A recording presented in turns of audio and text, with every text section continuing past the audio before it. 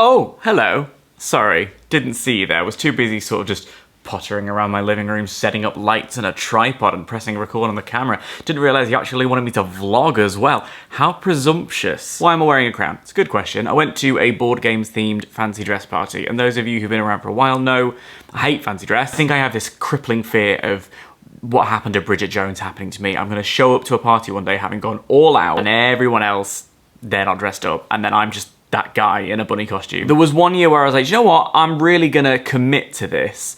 I'll do fancy dress, but I will do one specific character. And I decided I was gonna make a point of dressing up as Glenn Close in Sunset Boulevard. And I was gonna go to every fancy dress party that year and somehow manage to twist the theme to turn it into Glenn Close, Norma Desmond. I was gonna be able to be like I'll make it work. That year was gonna be called Glenty 20.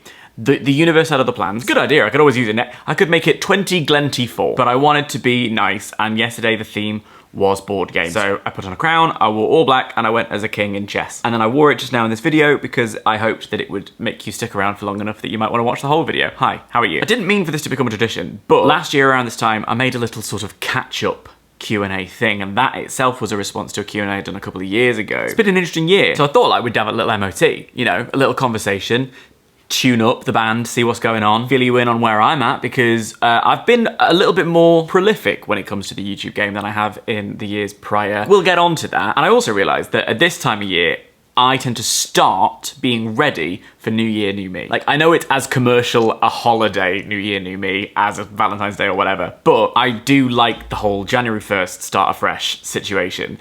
And now is the time of year where I kind of start looking ahead and deciding the person who I want to be and the intentions I want to set. And last year, Chloe came over and we had a simmer pot for Yule on the winter equinox, which is the 21st of December. And we set a load of intentions there. And well, I'll be honest, I can't remember them. I'm gonna say a few of them came true because there have been some really good opportunities. Again, we'll save it. But rather than just go, what kind of person do I want to be? I've decided to be proactive about setting those intentions, taking control of my future and all my choices. In the words of John Cena, your time is up, my time is now. Do. And rather than like be the YouTuber equivalent of going to the gym on January the 1st and then petering out by February, I figured I'd try and get ahead of the game and begin this kind of new little adventure that I want with this, you know? And either way, I like having a little coffee and a natter with you. So I went over to Instagram and I asked you for some questions and I've grouped them into 3. And really, honestly, in the catch-up, the 3 questions that people want to know about is my life, my love life, my career life. But before we go any further, my neighbours are out there having a conversation and I want to go look through the peephole like my very own reality TV show. Like, basically, I'm in Big Brother. While I do that, I'm going to leave you in the capable hands of Sponsorship Dan. Oh, Sponsorship Dan.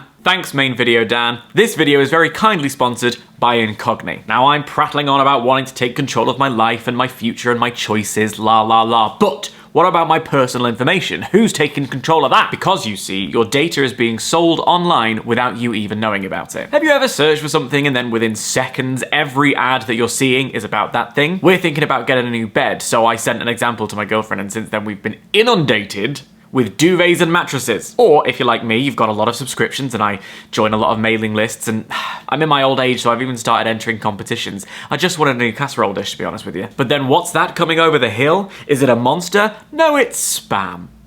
And a dated reference. This happens because data brokers, a profession which sounds hilariously villainous, aggregate your personal information, your name, address, location history, online activity, and loads more, and they make it available for purchase by those advertisers. The good news, you have the right to protect your privacy and request that the brokers delete the data they hold about you. The bad news, doing it yourself would take a very long time, and because we're always online, it would be a never-ending practice. But never fear! Incogni is here! Incogni reaches out to data brokers on your behalf to request that they remove your data and even handles any objections from their side.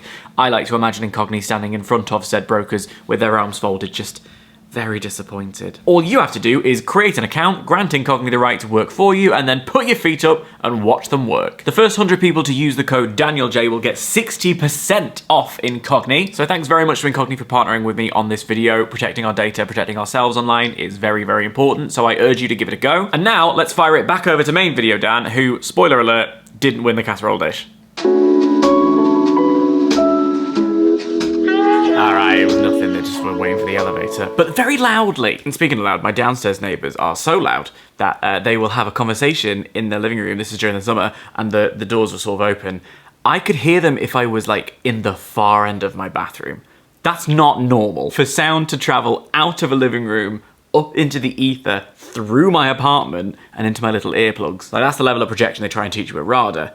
He's just got it, naturally. Off he goes. On the stage, my friend. Doesn't want to. Wants to be in tech. I learned this because I couldn't help but listen. Anyway, how am I really? I'm going to be thoroughly honest with you. So, gird your loins. I am usually someone who tries to be an optimist. I'm very positive. I like to... What I do is I say, oh, I'm not too great, but you know, it's all right. Comparatively, we'll move forward. And I think that comes from my stoic northern upbringing. But I'm going to try and push through that and have a little conversation, because the honest truth is, stressed, busy, and anxious is currently my default state. I'm doing a load of work because I have to make a load of money to be able to afford to live.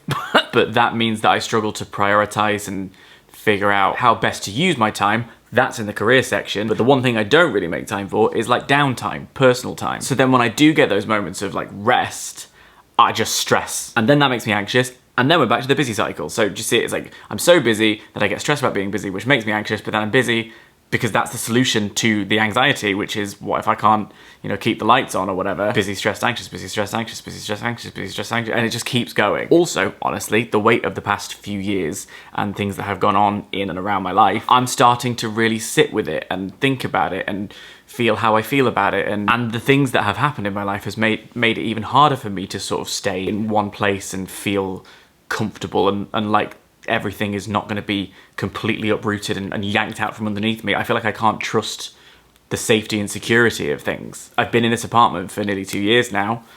I could lose it tomorrow. That's my thought process. I'm constantly thinking about, what do I do if I lose everything? That's where my head has been for the past 3 years, and I know a lot of people have probably felt a similar way.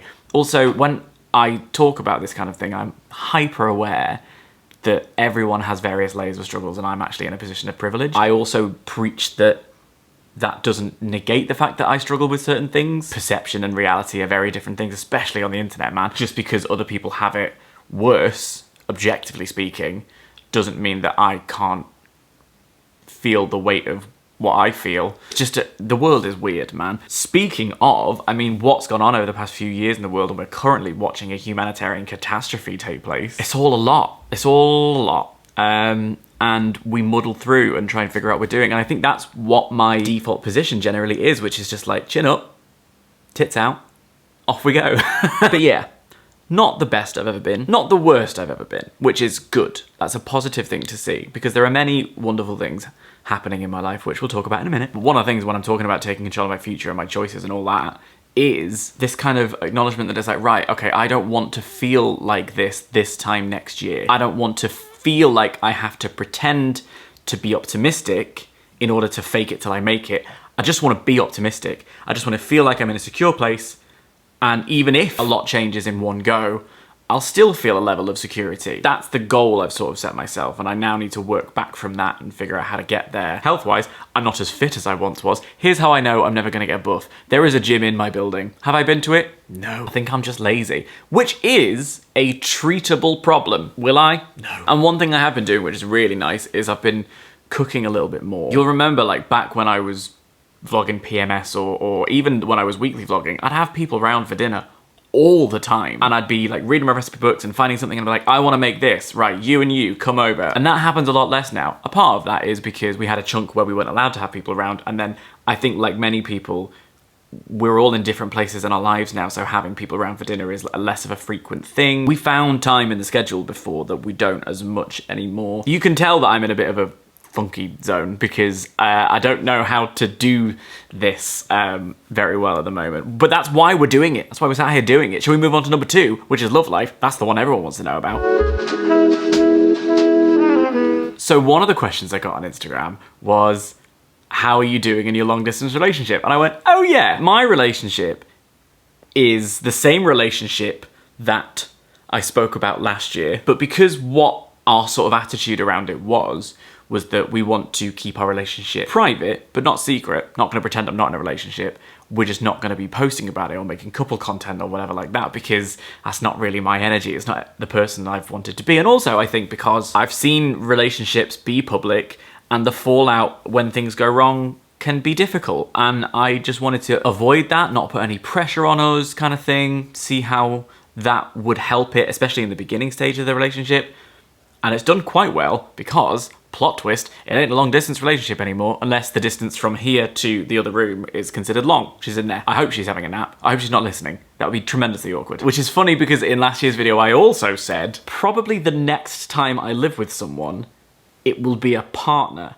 And that's weird. Which does put in place the idea that the things I say in these videos do come true by the end of the year, hence we're manifesting me feeling more secure by the end of next year, and also, goodness me, I wonder if I might be on the West End stage, or at least have done something on the BBC. Things I've learned since living with a girlfriend.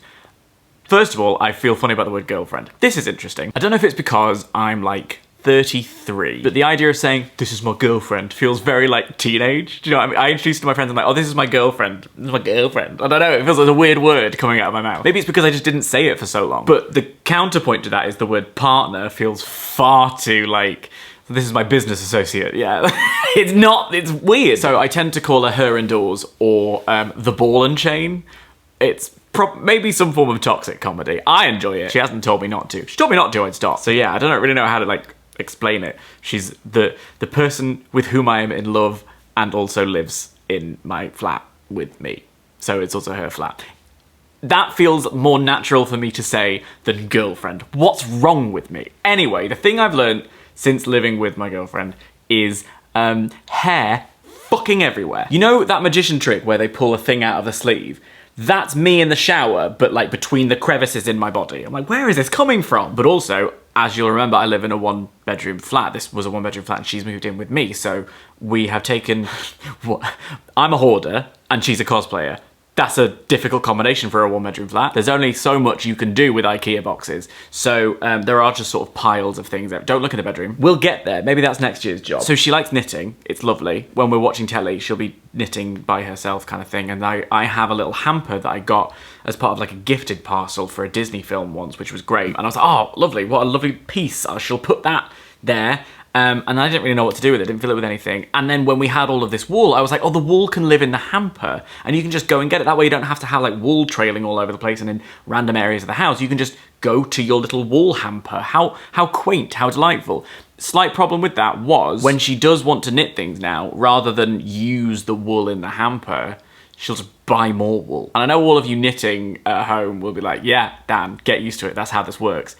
I don't agree. But yeah, she's quite nice and she's done a lot of really brave and bold things for herself, including moving to London, which is a massive thing for anybody to do. But when you've lived in a small town in darkest Wales your whole life and you uproot everything and you take a chance on what at the time when we moved in together was still, I guess, a relatively new relationship, that's massively brave. So I'm dead proud of her. I really hope she's asleep. It would be so cringe if she can hear me right now. But yeah, I would drop her for a second if Emma Watson came knocking. Anyway, next.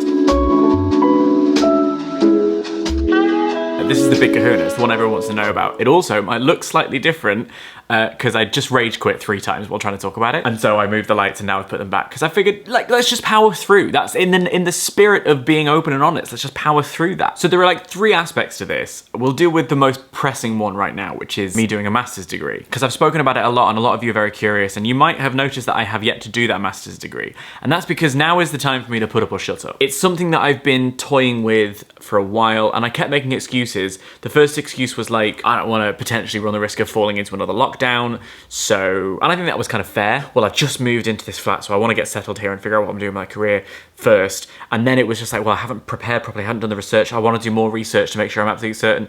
I'm just nervous about it. I'm scared of it. I'm shy of it. I desperately want to do it, but I'm afraid that I won't be able to. I love acting more than I can possibly say.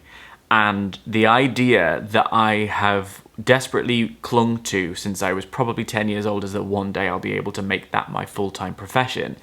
And it hasn't happened for me for a number of reasons. I haven't been able to find an agent doing it my way.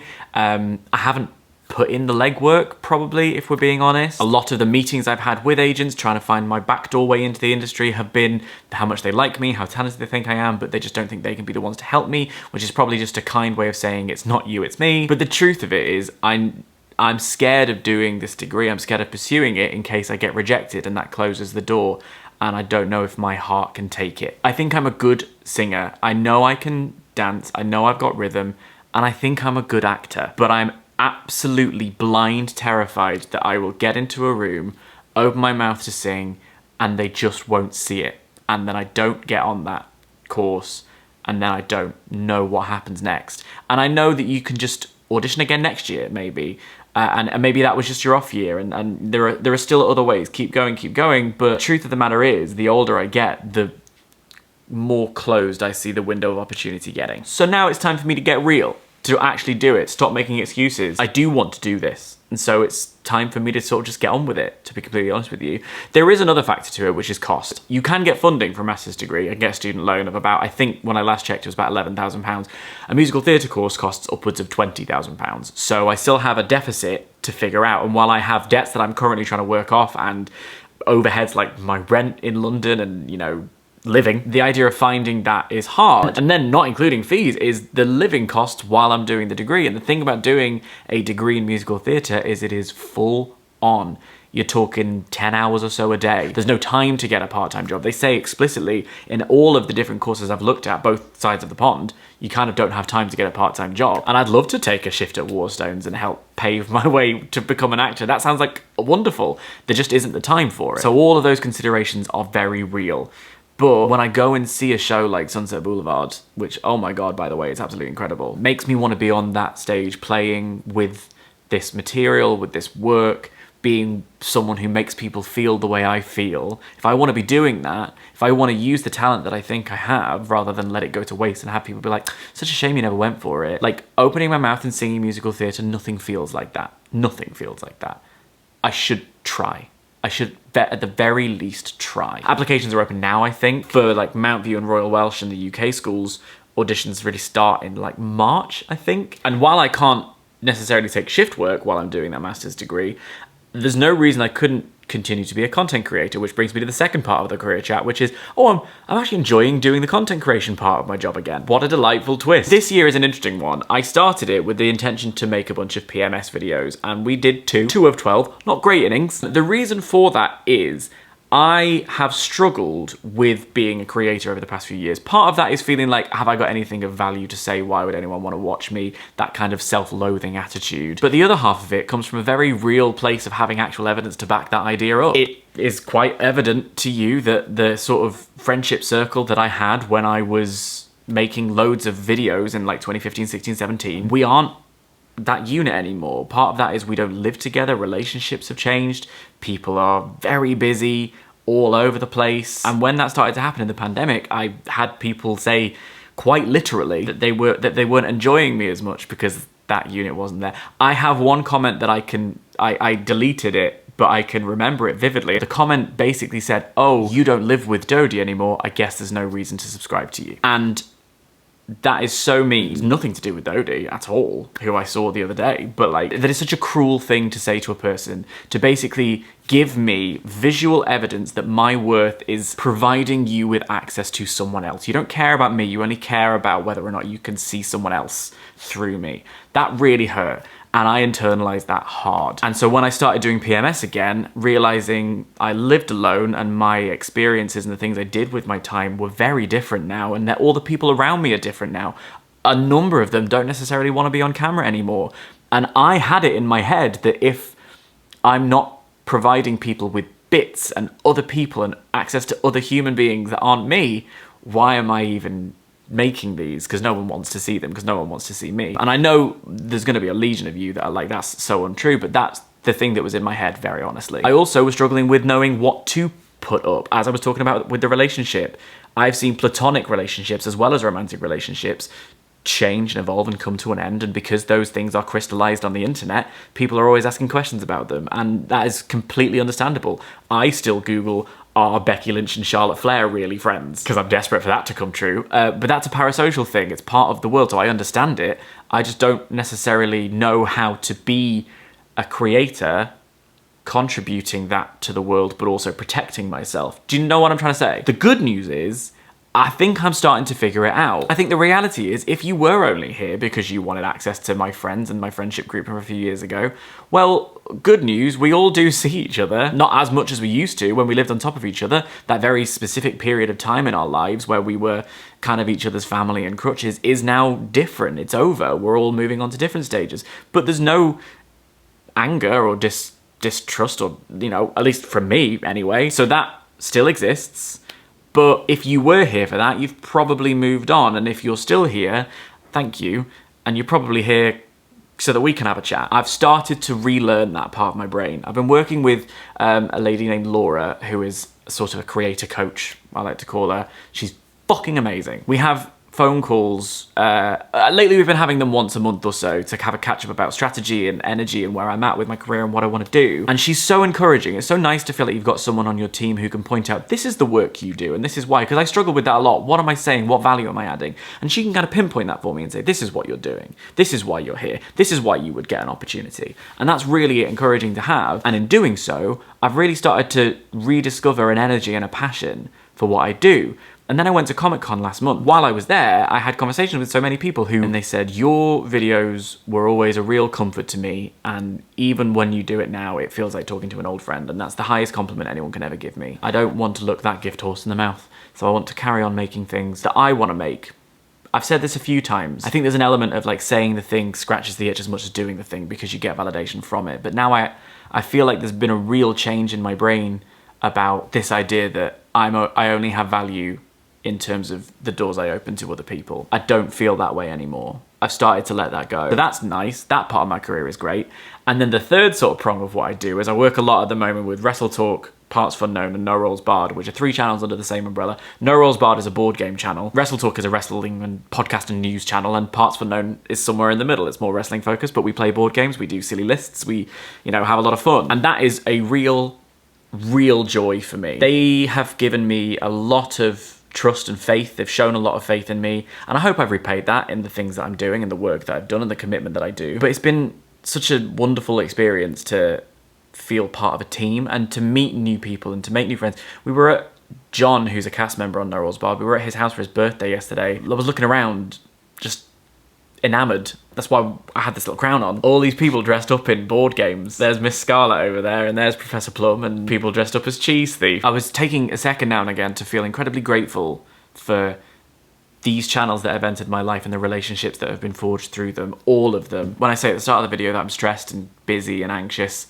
I am all of those things, but finding a new joy in my decade-long career as a content creator, and also in this new avenue of what I do, contributing to another channel, group of channels, that's really, really nice. So there's your optimism. How about that? And I don't know that like a PMS will come back or a Baking with Leighton will come back. They certainly won't come back in the way that they were back then because we're different people than we are now. If I made Baking with Leighton now, it would look far more like an episode of a Nigella show than it did the chaos that it was back then, because I want chill, and I would like for the things that I make to continue to reflect who I am. I think every video I've ever made reflects who I am and where I'm at. That's the value I have to offer. That's what I can bring to the table. That's what I hope when you sit down and press play on one of my videos, that's what I hope you get. So let's see, shall we? Let's hold our breath. Let's go as far as we can. Maybe we'll hit that 100K. Who knows? That's something I'm gonna pop in the little intention Yule pot. And I promise I'll write them down this year and we can look at them next year and see how many have come true. As ever, thank you so much for being here. Thanks to Incognito for sponsoring this video.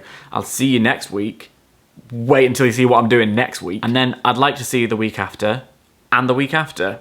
Let's keep our fingers crossed. Yeah, that's all I've got. Thank you. Bye-bye.